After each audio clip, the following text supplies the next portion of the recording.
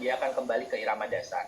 Nah, ini adalah namanya aritmia reperkusi atau aritmia keberhasilan. Jadi kalau habis streptokinase tiba-tiba terjadi irama seperti itu, jangan panik, saya bilang. Jangan kaget, jangan panik. Jadi posisikan aja pasien seperti biasa, selama dia masih bisa komunikasi berarti nadinya masih aman.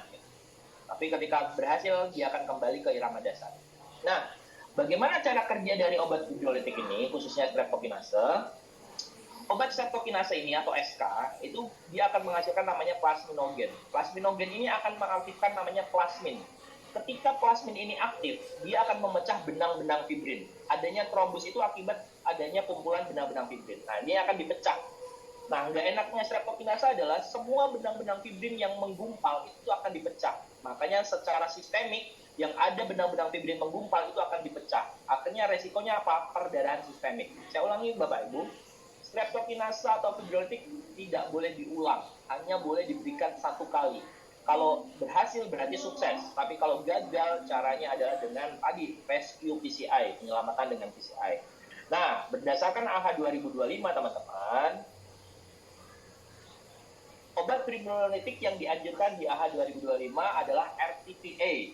Nah, RTPA itu rekombinan tisu plasminogen aktivator. Jadi streptokinase sudah tidak lagi tersedia di Amerika. Kenapa? Karena banyak jurnal yang menyebutkan efek side atau efek samping dari streptokinase. Paling banyak adalah efek dari perdarahan sistemik. Yang kedua adalah terjadinya alergi dari streptokinase. Nah, maka dari itu yang dianjurkan di Amerika adalah RTPA. Obatnya apa?